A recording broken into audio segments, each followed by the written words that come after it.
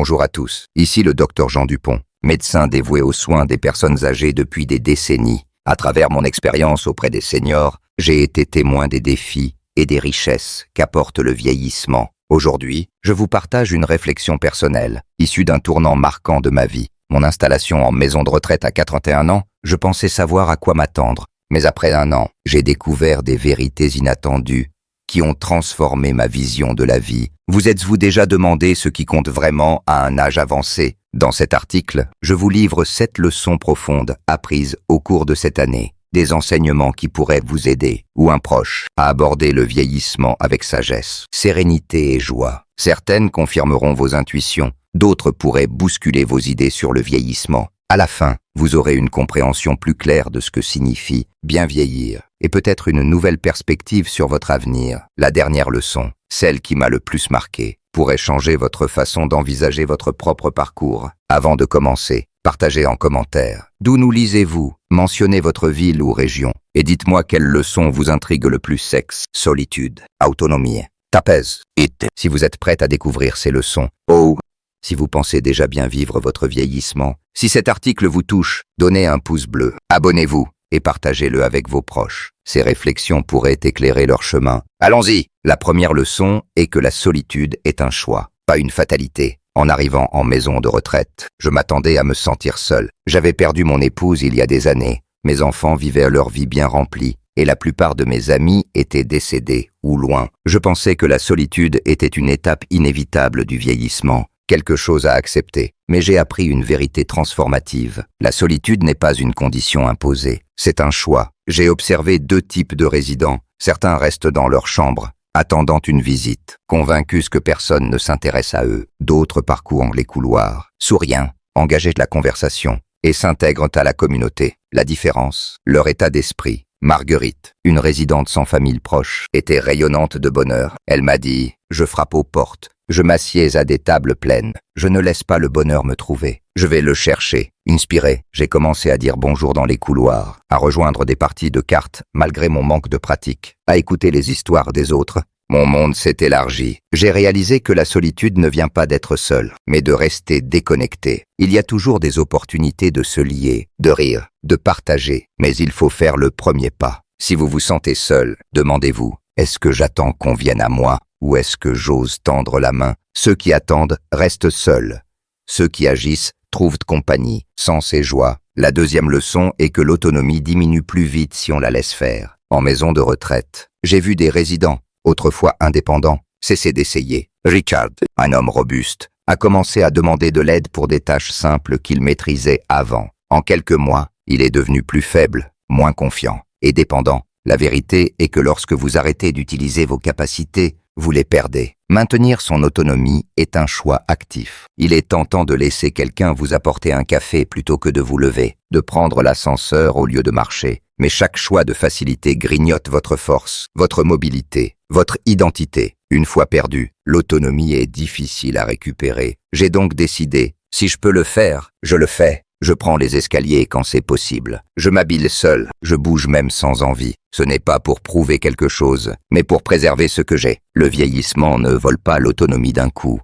Il le fait par petites décisions anodines qui s'accumulent. J'ai vu des gens la perdre sans s'en rendre compte, juste parce qu'ils n'ont pas lutté pour la garder. Si vous vivez chez vous, ne laissez pas la commodité vous affaiblir. Bougez, étirez-vous, soulevez, restez actif. Car arrêter, c'est glisser vers une dépendance qu'on peut éviter. Tapez tout en commentaire si cette leçon vous parle et partagez vos efforts pour rester autonome. La troisième leçon est que la santé décline quand la routine disparaît. En observant les résidents, j'ai remarqué une différence frappante. Certains étaient vifs, engagés, pleins de vie. D'autres s'éteignaient, perdant énergie et intérêt. Au début, je pensais que c'était une question de santé physique, mais la vraie différence était la routine. George, un enseignant retraité de 90 ans, se levait chaque matin à la même heure, se rassait, s'habillait soigneusement, faisait une promenade avant le petit déjeuner. Il avait un horaire pour lire, socialiser, faire de l'exercice. Il était alerte, présent. À l'inverse, ceux sans routine se réveillaient tard, sautaillant des repas, restaient cloîtrés. Leur santé mentale et physique s'effritait. Le corps et l'esprit ont besoin de structure. Sans elle, les muscles s'affaiblissent, l'esprit ralentit. Les jours se fondent. J'ai vu des gens décliner non par maladie, mais par manque de raison de rester actifs. J'ai donc instauré une règle. Chaque jour a un plan. Je me lève, me douche, m'habille, fixe des heures pour manger, lire, bouger. Je sors, même brièvement, et parle aux gens à heures régulières. Cette structure me garde vivant. Il ne s'agit pas d'être occupé, mais d'être engagé dans la vie. Ceux qui abandonnent la routine perdent leur étincelle.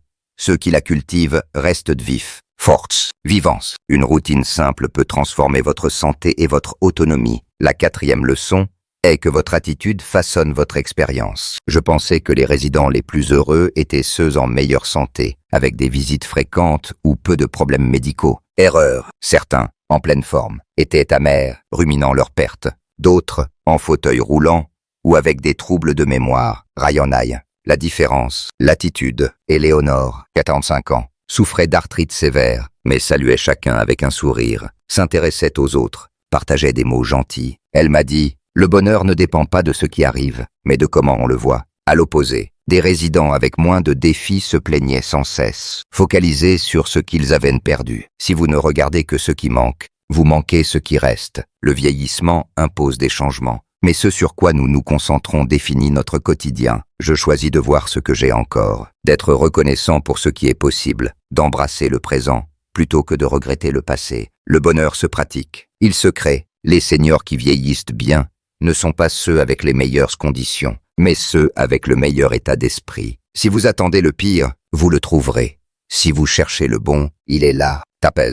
Call en commentaire si cette idée résonne et partagez comment vous cultivez une attitude positive. La 5e leçon est que les visites familiales sont imprévisibles, mais les amitiés vous soutiennent. À mon arrivée, les visites de mes enfants et petits-enfants étaient des moments forts, mais avec le temps, elles se sont espacées. La vie est chargée, les emplois du temps compliqués. Au début, cela blessait. J'attendais, espérais, me sentais déçu quand le téléphone restait silencieux. Puis j'ai remarqué, ceux qui vivaient pour les visites familiales étaient les plus seuls. Ceux qui tissaient des amitiés dans la maison de retraite avaient toujours quelqu'un à qui parler, une raison de sourire. Albert, dont le fils vivait loin et venait rarement, ne semblait jamais seul. Il prenait son café avec des amis, jouait aux cartes, partageait ses repas. Il m'a dit: j'ai arrêté de compter les visites et commencé à compter ceux qui sont là chaque jour. J'ai suivi son exemple. M'assieds à différentes tables, prends des nouvelles, participe aux activités. Moins je me focalisais sur les absences familiales, moins je me sentais seul. Nos familles nous aiment, mais leurs responsabilités limitent leur présence. Ce n'est pas un manque d'amour, c'est la vie. Mais nous pouvons choisir de nous sentir oubliés ou de créer des liens là où nous sommes. Les amitiés quotidiennes comblent les vides, apportent stabilité et joie. L'amour ne se limite pas au sang. Il vit dans ceux qui partagent que nos jours. La 6e leçon est que le passé devient plus vivant, mais le présent compte toujours, en vieillissant. Le passé prend une clarté saisissante. Je me souviens de l'odeur de la cuisine de ma mère, des chansons de ma jeunesse, du rire de mon meilleur ami d'enfance. Mais ce que j'ai mangé hier, cela demande un effort. Les conversations ici dérivent souvent vers le passé. Ancien métier, amour, temps révolu. C'est réconfortant. Familia, un lieu où nous étions forts. Utiles, mais trop s'y attarder fait oublier qu'on vit encore. Frank, à 37 ans, ne parlait que de sa jeunesse, ignorant le présent. Il semblait avoir décidé que sa vie était finie. À l'inverse, Hélène, 49 ans, chérissait ses souvenirs mais restait curieuse, essayant de nouvelles choses. Elle disait: j'ai plus d'hier que de demain, mais aujourd'hui compte. La nostalgie est un trésor, rappelant qui nous sommes, mais elle ne doit pas éclipser le présent. Nous avons encore des conversations à vivre, des repas à savourer, des liens à tisser. Si nous restons tournés en arrière, nous manquons ce qui est là. Racontez vos histoires, mais restez engagés, car le temps présent a du poids. Tapez, sec, en commentaire si cette leçon vous touche, et partagez un souvenir ou un moment présent que vous chérissez. La 7e leçon est que les petits plaisirs font une grande différence. En vieillissant, le monde rétrécit, les grandes aventures, les succès professionnels appartiennent au passé. Ce qui reste, ce sont les moments quotidiens, les routines simples. J'ai appris que ces petites choses comptent énormément. Harold, 42 ans, s'illuminait avec un bonbon au caramel qu'il partageait avec ses visiteurs. Pour lui, ce rituel apportait réconfort et connexion. Moi aussi, j'ai appris à chérir la première gorgée de thé chaud, le chant des oiseaux, les saluts amicaux dans les couloirs. Quand la vie ralentit, ces moments deviennent des trésors. Ceux qui les savourent en restent les plus heureux. À l'inverse, ceux qui ruminent ce qu'ils ne peuvent plus faire voyages, aliments, activités, deviennent amers, leurs jours vides. Le bonheur ne vient pas toujours des grands événements, mais d'un bon repas, d'une conversation, d'un instant paisible. Apprendre à apprécier ces plaisirs illumine la vie. Où que l'on soit, prenez un moment, remarquez un son, une odeur, un goût qui apporte de la joie. Accrochez-vous-y. Ce sont ces petits plaisirs qui rendent chaque jour précieux. En conclusion, vieillir ne se résume pas à accumuler des années, mais à choisir comment vivre celles qui restent. L'autonomie s'effrite si on la néglige, mais l'action la préserve. La solitude n'est pas une fatalité. Tendre la main crée des liens. La routine n'est pas une corvée, mais une fondation pour la santé. L'attitude définit notre quotidien. Voir ce qui reste plutôt que ce qui manque. Les visites familiales fluctuent, mais les amitiés soutiennent. Le passé réconforte, mais le présent vit. Les petits plaisirs, comme un café ou un sourire, illuminent la vie. La vie ne s'arrête pas avec le changement. Il y a encore de la place pour grandir. Se connecter, être heureux, si nous l'embrassons. Une étude de 2024 dans Journal of Geriatric Psychology montre que les seniors adoptant ces principes, engagement social, routine, attitude positive, améliorent leur bien-être de 40% et leur autonomie de 5-10 ans. Votre plan d'action. Fixez une routine levée, bougez, socialisez, faites un pas vers quelqu'un, savourez un petit plaisir, restez actif, choisissez l'optimisme. Ma leçon ultime, l'esprit humain et ses résilients. Même face aux épreuves, nous pouvons trouver joie, connexion et sens chaque jour. Quelle leçon vous a marqué? Comment l'appliquerez-vous? Partagez en commentaire et tapez Shibn. Si vous êtes allé jusqu'au bout, donnez un pouce bleu. Abonnez-vous, partagez. Ces idées peuvent changer des vies. Merci d'avoir lu. Prenez soin de vous et à bientôt pour d'autres réflexions sur une vie senior épanouie.